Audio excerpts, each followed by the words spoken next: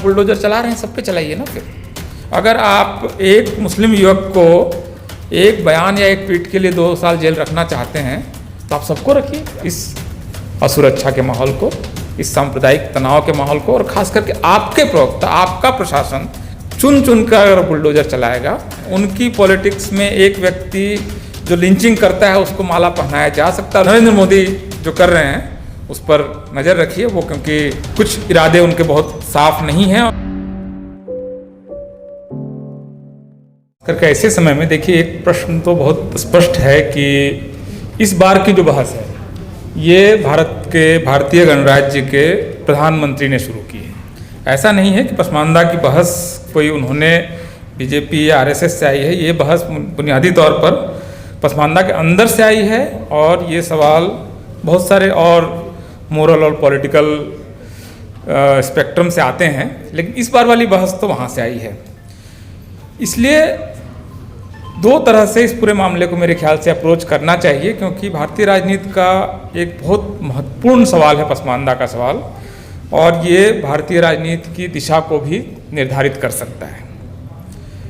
ये कहते हुए मैं जिस ओर आपका ध्यान आकृष्ट करना चाहता हूँ ये कि इस समय की जो पॉलिटिक्स है, इस समय की जो राजनीति है, उसकी जो सेंट्रल थीम है वो हिंदू मुस्लिम बाइनरी है। और यहीं पर खड़ा होकर एक पॉलिटिकल पार्टी या एक विचार इस समय देश की सत्ता में है। जो बुनियादी तौर पर जो आइडिया है वो सावरकर का आइडिया है कि जो विराट हिंदू होगा वो राज करेगा, और उसका जो मुकाबला है वो मुख्य रूप से मुसलमानों से और थोड़े बहुत क्रिश्चियंस से होगा। जो उनकी हिंदुत्व वाली किताब है उसको आप लोग देख सकते हैं। उसी थॉट का विस्तार है इस समय की बीजेपी आरएसएस, जो इस समय देश पर राज कर रही है। तो जो सेंट्रल थीम है अगर इस समय देश में जो पॉलिटिक्स है, पॉलिटी है, उसका हिंदू मुस्लिम बाइनरी का प्रश्न, हिंदू मुस्लिम द्वैत का प्रश्न, हिंदू और मुस्लिम के बीच के फिशर्स और उसके बीच के कॉन्ट्रडिक्शंस को का इस्तेमाल करके एक पार्टी इस समय जब देश में शासन कर रही है और बाकी दूसरे सवालों को किनारे की हुई है, उस समय उस पार्टी के शिखर पर बैठा हुआ व्यक्ति जब ये कहता है कि इस पर पसमानदा के सवालों को हम उठाएंगे, तो फिर बहुत सारे सवाल खड़े होते हैं कि आखिर इरादा क्या है, भाई चाहते क्या हो। आपने ये वाली पॉलिटिक्स तो की नहीं थी। अभी तक तो आपकी पॉलिटिक्स थी कि जो जिनकी मातृभूमि पितृभूमि सब कुछ भारत है, जिनके धर्म का केंद्र भारत से ओरिजिन जिन धर्मों का भारत से हुआ है, जिनकी ये पुण्य भूमि भी है, वो भारतीय या हिंदू हैं, वो विराट हिंदू हैं। उसके बीच के आपसी कॉन्ट्रडिक्शंस को हम धीरे धीरे कम करेंगे। इसलिए आप देखेंगे कि सावरकर आश्चर्यजनक रूप से जिस समय गांधी मंदिर प्रवेश के समर्थन में नहीं थे, उस समय भी सावरकर दलितों के मंदिर प्रवेश की बात कर रहे थे। वो गाय वगैरह को लेकर कोई पवित्र विचार उनका नहीं है। मतलब सावरकर का हिंदुत्व तो बहुत अलग तरह का हिंदुत्व है। वो वाला हिंदुत्व है जो इस समय देश में शासन कर रहा है। इसको एक आदिवासी को राष्ट्रपति भवन पर बैठाने में भी समस्या नहीं है। वो 26 ओबीसी मिनिस्टर्स बनाने में भी उसको समस्या नहीं है। ओबीसी कमीशन को संवैधानिक दर्जा देने में भी प्रॉब्लम नहीं है। उसको एक दुश्मन चाहिए और उसके खिलाफ उसको एक ब्रॉड यूनिटी बनानी है। ये उसका फ्रेम है, ये इस समय की पॉलिटिक्स का फ्रेम है। तो ऐसे समय में अगर भारत के प्रधानमंत्री पसमानदा का सवाल उठा रहे हैं तो ये जानना बहुत ज़रूरी है कि वो क्या चाहते हैं, और यहाँ से आप अपनी वैचारिक जो भी जर्नी आप करना चाहें वो कर सकते हैं। देखिए, पसमानदा के सवाल को मैं 2 तरह से अप्रोच करता हूँ। एक तो मोरल क्वेश्चन है कि क्या हो, मतलब जो समाज किसी भी स्ट्रक्चर में, किसी भी रिलीजियस स्ट्रक्चर में पीछे रह गया, उसके साथ क्या होना चाहिए। जैसे मैं अगर इस हॉल में बैठे हुए सारे लोगों से ये कहूँ कि 200-250 लोग जो बैठे हुए हैं कि केक बंट रहा है, एक बड़ा सा केक है जो बंटना है, और उसको आप इस तरह से बांटिए जो आपके इंटरेस्ट में हो, लेकिन जो आपका हित हो, जो आपको सबसे बड़ा टुकड़ा चाहिए वो वैसा आप बांटें इसको, लेकिन आपको पता ना हो कि केक का कौन सा टुकड़ा आपको मिलेगा। तो इसमें हर व्यक्ति यही करेगा, हर कोई भी आदमी यही करेगा कि केक को बराबर बांटने की कोशिश करेगा, ताकि उसको एक न्यायिक रूप से जो सही टुकड़ा है वो मिल जाए। क्योंकि उसको पता नहीं है कि अगर मैं बड़ा या छोटा बांटूं तो छोटा टुकड़ा अगर मेरे हिस्से आ गया कोई भी व्यक्ति, अगर आप छोटे 5-6 बच्चे के ग्रुप में भी अगर ये प्रयोग करेंगे तो आपको यही नतीजा मिलेगा। वही आपको बांटना है, रिसोर्सेज बांटने हैं, लेकिन आपको पता ही नहीं कि आप कौन है और कौन सा टुकड़ा आपके हिस्से आएगा, तो आप उसको न्यायिक बंटवारा करेंगे। तो मोरल क्वेश्चन तो यही है कि पसमानदा के साथ न्याय करने के लिए उस लोकेशन से सोचना पड़ेगा कि मैं पसमानदा हूँ, मैं ओबीसी हूँ, या मैं दलित हूँ, या मैं आदिवासी हूँ, रिसोर्स बंट रहे हैं, मुझे उसमें से कोई एक टुकड़ा मिल सकता है, कोई भी टुकड़ा मिल सकता है, तो मैं उसको एक न्याय करूँगा। तो मोरल तरीके से तो मुझे लगता है कि जो इस डॉक्यूमेंट में आया है, जो प्रश्न उठाए गए हैं, मैं उनसे पूरी तरह से सहमत हूँ। और इसको मैं इसलिए सही मानता हूँ क्योंकि मोरली वो सही क्वेश्चन है। जैसे कि SC के अंदर मुसलमानों की कुछ जातियों को शामिल करना एक मोरली सही क्वेश्चन है। उनके नौकरी का जो सवाल है उसमें प्राथमिकता का सवाल है, बिल्कुल मोरल क्वेश्चन है। बैंक लोन में उनको हिस्सा मिलना चाहिए, बिल्कुल मोरल और सही न्यायिक क्वेश्चन है। ये सारा कुछ होना चाहिए। ये तो आपका न्यायप्रिय व्यक्ति के लिए इस मामले में सोचने के लिए कोई दूसरा रास्ता नहीं है कि पसमानदा को आज तक जो मिला है वो पर्याप्त नहीं है और इससे ज़्यादा मिलना चाहिए। यहाँ पर आपको मोरल को लेवल पर, नैतिक लेवल पर आपको कोई दुविधा किसी को नहीं होगी अगर वो व्यक्ति एक मोरल व्यक्ति है तो। लेकिन इसके साथ एक और दूसरा लेयर है और वो लेयर पॉलिटिक्स का है।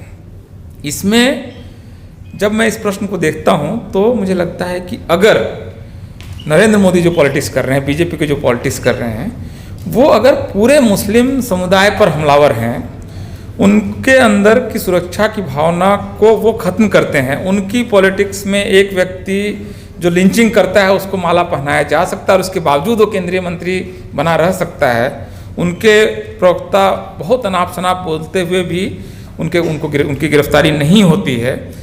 ऐसे समय में क्या एक समाज के अंदर के आपसी न्याय के प्रश्न को उठाया जा सकता है? इसलिए मुझे लगता है कि नरेंद्र मोदी इस मामले में गंभीर नहीं है। अगर वो पसमानदा के सवालों को चाहते हैं कि न्याय हो, जो कि उनको चाहना चाहिए, भारत में एक ही प्रधानमंत्री होगा ना, अगर मैं उनसे नाराज भी हूँ, वोट नहीं भी दिया हूँ, तो एक ही प्रधानमंत्री है, न्याय तो उन्हीं को करना चाहिए, हम उन्हीं की तरफ देखेंगे, डिमांड उन्हीं से उठेगी। तो ऐसे समय में अगर वो चाहते हैं कि पसमानदा के सवाल उठें तो इसकी एक बुनियादी शर्त, शुरुआत, पहला स्टेप, आप इस असुरक्षा के माहौल को, इस सांप्रदायिक तनाव के माहौल को, और खास करके आपके प्रवक्ता, आपका प्रशासन चुन चुन कर अगर बुलडोजर चलाएगा तो आपको हम मानेंगे कि आप दरअसल झूठ बोल रहे हैं, पसमानदा सवाल पर आपको न्याय नहीं करना है। अगर आप सांप्रदायिक सौहार्द बनाने का जो आपका एक कॉन्स्टिट्यूशनल आप पर ओनस है, जिम्मेदारी है, उस बेसिक प्री रिक्विजिट को पूरा किए बगैर अगर आप चाह रहे हैं कि पसमानदा के सवालों को आप उठाएंगे और वहाँ से कुछ वोट ले लेंगे या मुसलमानों के अंदर मतभेद पैदा कर देंगे, तो ये नहीं होगा। जब बाहर से हमला होता है तो कोई भी कम्युनिटी, कोई भी कौम या कोई भी जाति एकजुट होती है और उस समय भूलती भी है कि हमारे ऊपर एक्चुअली शोषण या हमारा हक कौन मार रहा है।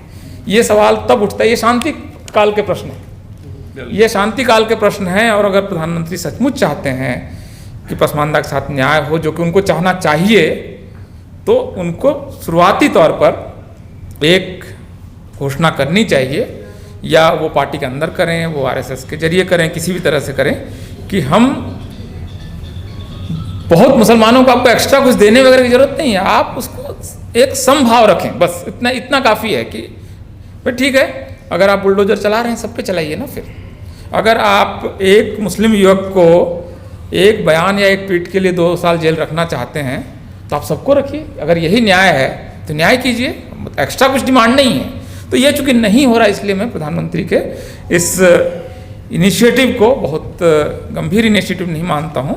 लेकिन जाहिर है कि वो इसमें कुछ तो करना चाह रहे हैं, मतलब वो ऐसे पागलपन में कुछ भी बोल दिया गया बयान नहीं है, बहुत सुचिंतित और एक बयान है।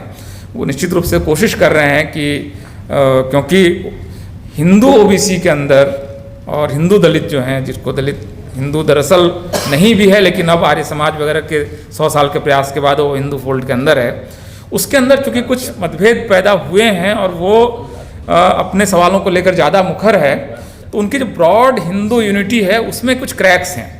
ब्रॉड हिंदू यूनिटी में क्रैक्स हैं। जब SC/ST एक्ट का मामला आता है तो इस देश में 15 से 20 लाख दलित सड़क पर उतरकर अपने SC/ST को वापस लेता है, या रोस्टर का सवाल है तब वो अपने हक को वापस लेता है। तो ये सवाल उठ रहे हैं। बिहार में जिस तरह से भी सत्ता परिवर्तन हुआ है, ये सारी चीज़ें उनको चिंतित कर रही है। ऐसे समय में मुसलमानों का एकजुट होकर वोट देने की जो एक प्रवृत्ति रही है इंडियन पॉलिटिक्स में, ये उनको शायद चिंतित कर रहा है। और यहाँ पर वो शायद कुछ फॉल्ट लाइन्स तलाशने की कोशिश कर रहे हैं, लेकिन बहुत सावधान रहने की ज़रूरत है। अपने सवालों को बहुत गंभीरता से उठाने की ज़रूरत है और पसमानदा हित के सवालों को बिल्कुल नहीं छोड़ना है। इस वजह से ये डर नहीं होना चाहिए कि इससे मुसलमानों की एकता टूट जाएगी। मुसलमानों की एकता बीजेपी को रोक नहीं सकती है। मुसलमानों की एकता अगर बीजेपी को रोक पाती तो 2014 और 2019 में ये नतीजा नहीं आता, या अभी 2022 के यूपी के चुनाव में मुसलमानों ने, जहाँ तक मेरा अनुमान है, आप अपने रिश्तेदारों को फ़ोन करके पूछिए, आम तौर पर सारे मुसलमानों ने एक पार्टी को वोट दिया जो बीजेपी को हराने में सबसे सक्षम है। क्या इससे बीजेपी रुक रही है? क्या ये मॉडल चल पाएगा? मतलब ये सवाल उठाना कि पसमानदा के सवालों को उठाएंगे तो मुसलमान बंट जाएंगे और बीजेपी आ जाएगी। बीजेपी आ चुकी है, आपके एकजुट होने के बावजूद आ चुकी है। आपका एकजुट होना बीजेपी को नहीं रोक सकता है। मतलब ऐसे 8 चुनाव 10 चुनाव के बाद अब तो आप समझिए कि नहीं रोक सकते भाई। आपकी एकजुटता बीजेपी कैसे रोक सकती है? 78% हिंदू है इस देश में, आपकी एकजुटता 14%, मान लीजिए 15%, सारे लोग वोट डालने जाते हैं, मान भी लीजिए। एक तो वोटर लिस्ट वगैरह में बदमाशी वगैरह अलग खेल है, इसके बावजूद मान लीजिए 14% मुसलमान एकजुट होकर उस पार्टी को वोट डालते हैं जो बीजेपी को हरा सकता है। क्या ये मॉडल काम कर रहा है? किसी एक कंस्टिट्यूंसी में नहीं काम कर सकता है। रामपुर हार गया, मतलब रामपुर में बीजेपी जीत गई, मतलब कहाँ का, मतलब क्या बात कर रहे हैं? तो ये नहीं चल सकता, ये मॉडल फेल है। इसलिए पसमानदा सवाल उठाए जाने चाहिए। इससे मुसलमानों को इसका कोई अहित नहीं होने वाला है। ओबीसी के सवालों को उठाने से हिंदुओं को क्या बिगड़ गया? तो धर्म के अंदर आपसी जो अंतर्विरोध हैं, ये सवाल उठाए जाने चाहिए। और बहुत अलग अलग तरह से अप्रोच कर रहे हैं। इस समय मैं बताऊं, सांप्रदायिक तनाव का माहौल है ना। मैं ऐसे एक व्यक्ति को जानता हूं जो बहुत बड़े पद पर हैं, और जब पहली लिंचिंग वगैरह शुरू हुई तो मेरी मतलब मॉर्निंग वॉक वगैरह टाइप की दोस्ती है, तो उन्होंने कहा कि मैं अपने बेटे को बॉस्टन भेज दूंगा। अब आप समझ रहे हैं, जो आप जो अलग अलग सोशल और इकोनॉमिक लेयर्स हैं, वो एक ही खतरे को बहुत अलग तरीके से अप्रोच करता है। उन्होंने अपने बच्चे को बॉस्टन भेज दिया, अमेरिका भेज दिया कि यहाँ पर लिंचिंग वगैरह माहौल ठीक नहीं लग रहा है। अब ये इस तरह से, तो इसलिए कोई समाज किसी भी समस्या को एक तरह से अप्रोच नहीं करता है। ये सारे मुसलमान बीजेपी के खतरे को एक तरह से अप्रोच करें, ये संभव नहीं है। जो एलीट है उसने अपने रास्ते चुन लिए हैं, तो बाकी जो नॉन एलीट्स हैं वो भी अपने ढंग से चीज़ों के अप्रोच करें उसको। और एक बात बहुत अंत में मैं संक्षेप में ही उसको अब समेटना चाहूँगा, कई सारे वक्ता हैं, कि अपने सवालों को उठाने में कतई कोताही नहीं बरतें। इससे मुस्लिम समाज बिल्कुल नहीं बटेगा, और इस्लाम में नहीं होगा, लेकिन भारतीय मुसलमानों में, दक्षिण एशिया के मुसलमानों में तो जाती है। और इसके आधार पर अब कुछ किसी को शक है तो मुसलमानों के शादी के कॉलम्स देख लीजिए, कौन अपनी सब, ये कोई छिपी हुई बात नहीं है। पूरी बहस ही बहुत नकली किस्म की बहस है कि मुसलमानों में जाति नहीं। ये तो मेरे ख्याल से इसका कोई खास मतलब मेरे ख्याल से अब इसका जवाब देने की भी ज़रूरत नहीं है। ये सेटल्ड कुछ, मतलब सोशियोलॉजी में कुछ चीज़ें सेटल्ड होती, मान लिया गया है कि ठीक है, एम्पिरिकली ये है कि अलग वो भेद हैं। इस्लाम उसको सैंक्शन नहीं करता है, हिंदुओं में जाति को धर्म सैंक्शन करता है, धर्म उसको मान्यता देता है। इसलिए हिंदुओं की लड़ाई थोड़ी अलग किस्म की है जाति से, मुसलमानों की लड़ाई थोड़ी अलग किस्म की है जाति से, लेकिन है दोनों जगह। तो इसलिए इन सवालों को उठाने में कोई दिक्कत नहीं है। ये बिल्कुल मुसलमान विरोधी कदम नहीं है। अगर आप पसमानदा के सवालों को उठाते हैं, न्याय का कदम है, मोरल आपका स्टैंड है, बिल्कुल नैतिक कदम है। मैं इस इशू पर आपके बिल्कुल साथ हूँ। हमारे हालांकि व्यक्ति के तौर पर हम लोगों की इतनी क्षमता है, मुझे ऐसा कुछ मतलब बहुत बड़ा कुछ समर्थन से कुछ हो जाएगा ऐसा नहीं है, लेकिन इस समय के बाकी जो डेमोक्रेटिक आंदोलन है, सवाल हैं, उनके साथ पसमानदा को उसी तरह से एकजुट होना चाहिए जैसे बाकी समाज एकजुट है। और नरेंद्र मोदी जो कर रहे हैं उस पर नज़र रखिए, वो क्योंकि बहुत कुछ इरादे उनके बहुत साफ नहीं हैं, और बहुत वो सिंसियर एफर्ट आज की तारीख में मैं उसको नहीं मानता हूँ। बहुत बहुत शुक्रिया। खबरों में बने रहने के लिए फोरम 4 को सब्सक्राइब करें और नोटिफिकेशन पाने के लिए बेल आइकन दबाएं।